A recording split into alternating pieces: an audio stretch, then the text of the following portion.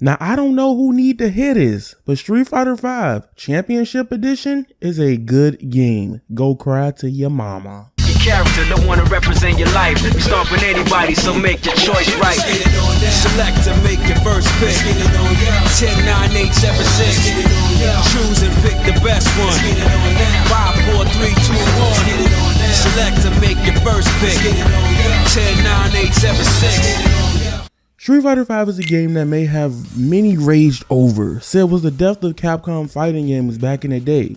I'm gonna be honest with you, I even love base Street Fighter V with all of its different inconsistencies, and my friends played it a lot when it came out. On PlayStation, in fact, being a casual, just getting to fighting games at this time, I played around a good 200 plus hours between the release of Street Fighter V and Akuma's release. But today, I'm here to look at Street Fighter V Championship Edition and see for myself, should you buy the game in 2022? I don't want to make this video a huge review or anything of that nature, but let's look back briefly over the last 6 years of Street Fighter V and see if it's a conclusive buy in 2022. Hey, you watching this video, you this far in the video and you haven't hit the subscribe button. I would love if y'all subscribe. We'll have a lot more MultiVersus content and it's free to subscribe. You don't gotta pay money. So just keep in mind, hit the bell, turn on notifications, and on this channel, we play fighting games, we'll be playing a lot more MultiVersus, and we'll be talking about JRPGs such as TUI, Final Fantasy, Kingdom Hearts, and more. It's the Avatar channel. It's gonna get lit, and let's return back to the video. First things first, let's talk about player base. Since everybody wanna put Steam charts for every single fighting game that's fumbling at the moment, we all know Street Fighter 6 is coming out within the next year. Whatever you like me craving that Street Fighter itch and want to play something Street Fighter-esque, many of y'all would just dead up ask me, well yeah, why don't you just tell them to go play some older games? And even though I encourage everyone to play whatever you find interesting, regardless of numbers and community, to be honest, Street Fighter V has an active player base of over 2,000 plus players at the time of me saying this on Steam.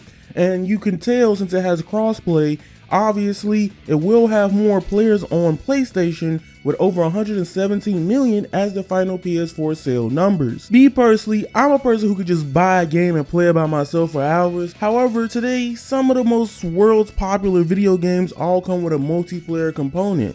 So for many people, if there isn't nobody to play at that constant rate, is it really worth playing at all? And that is not Street Fighter V's issue. If you really care about having access to people that you can play 24/7, albeit ranked in different ways to play a game, you already got Discord, but you know how people feel about going to Discord to find a match for a game. So if you want to just be able to turn on the game and play it, Street Fighter V has that. A lot of other fighting games, even if it doesn't matter how good the gameplay is or some of the rollback, the player base is just not there. So if you're looking for constant gameplay, Street Fighter V does have that for you. But I want to talk about my little growth with Street Fighter, even if I haven't been playing it actively like many other people have. Something I noticed that I'm super happy about nowadays versus when the game came out, I hated charge characters. I could not do it. It did not understand the concept of how to combo. I did not understand the concept of how to combo with charge moves. I can do the moves, but doing them in combos just never clicked with me. Back then, I got too frustrated, so I go switch the characters with motion inputs. I decided with this video, I'm gonna go back and try a basic Chun-Li trial that I could never do. In about 5 to 10 minutes, I slowly started to get it. Thank you, Accent Cord May, for putting your boy on the charge character. This was very heartwarming to me because Chun-Li is one of my favorite fighting game characters lore-wise in history. I really respect Chun-Li. She should have been in Smash Bros, but I really love Chun-Li, and I can do her moves, but I just couldn't do the combos. Then I came to realize something that was very different about Street Fighter compared to every other fighting game I've played over the last 5 or 6 years after Street Fighter V. Don't kill me, but I definitely don't like link combos in fighting games now. At least the way Street Fighter does them. I think 100% I can say I think I prefer Gatlings, even whatever Guilty Gear Strive does. I know back in some older games, or even Street Fighter 4, we had 1 or 2 frame link combos, but back then I didn't even care. It was my true fighting game experience with people who found out they had a love for fighting games as well, because I was way younger, so it just was all new to me. I think my problem with link combos is that you have to understand frames a little bit, and you can't just hit them and go, you know, like if that makes anything. Again, maybe it's a skill issue, but at the end of the day, I think I like everything else better in every other game. Yes, some fighting games have some specific links in it that I do like, but at the same time, I just don't feel like I'm struggling as much nowadays with those games compared to this. Y'all see me do BlazBlue Central Fiction Trials, and the pro players are even struggling with BlazBlue Central Fiction Trials, so don't get mad at me. I think what would make it better for me overall to like link combos is if games explain the execution timing in the game.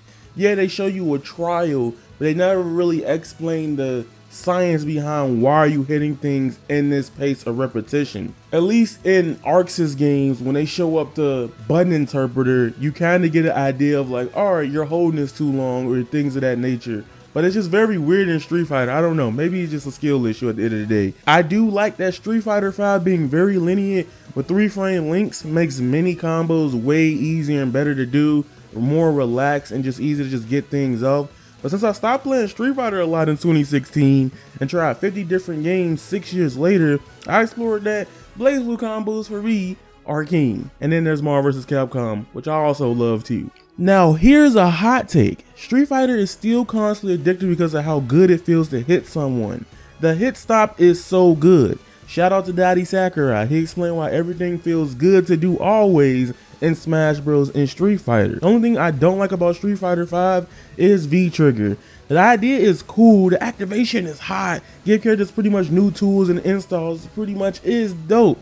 So yeah, this might be actually a skill issue on what I'm about to say, but since I'm super low level, it feels like the meme people say, Comeback Fighter 5. And when the online is inconsistent, it just makes me feel like that. That being said, we gotta talk about the elephant in the room, the netcode experience. And we all know the situation with Street Fighter V netcode. It has rollback, but it's not the best of rollback. And this was one of the main reasons why I couldn't play the game. I feel like out of all the fighters with Smash Bros. Being second, every match is literally a Bleach flash step moment. Minato teleporting type beat. Goku versus Jiren levels of rollbacking.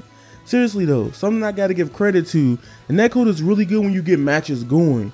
Back in 2016 to like 2018 or whatever, I would write this game off completely because of this. Now that I'm older and have a little bit more patience, matches have been way better, I guess. Even though I would tell someone in 2022, you shouldn't buy a game without rollback netcode, Street Fighter does have rollback netcode, and having crossplay is fair enough to maybe let the netcode slide. Not forgiving it, but I will say, when the netcode and matches are good, you're gonna have a fun ass time. I think the connections are way better because you have more people who really want to fight solid players in their skill level or range, and that's something Street Fighter V does offer, like I stated, with the player base. Back then, I would say like 8 out of 10 matches would be rollbacking. In 2022, I'll say like 1 to maybe 2 matches out of a 4-hour session will probably be bad nowadays. I don't know what happened, or if the players just learned that Ethernet is king, but I don't know. Things got better on that side for Street Fighter V for me, and I think that's why I've been playing this a lot over the past 2-3 weeks. I think Street Fighter V started off very rocky.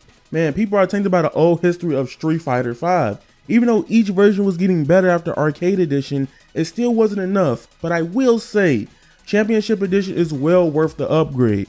Depending on what system you play on, you can find Street Fighter V, the base version, for $10 to $20 range. And the Championship upgrade is $25 overall. That's dang near $40 to $45 for 40 characters, and it's costumes as well. That's a steal. If you ain't never played Street Fighter V, even though I would say Autobots, no rollback or roll out, the game through the heat of everything still has one of the largest player bases and strongest communities within the fighting game community and the internet. And that's just crazy for a traditional fighting game that everybody was just hating on when it came out.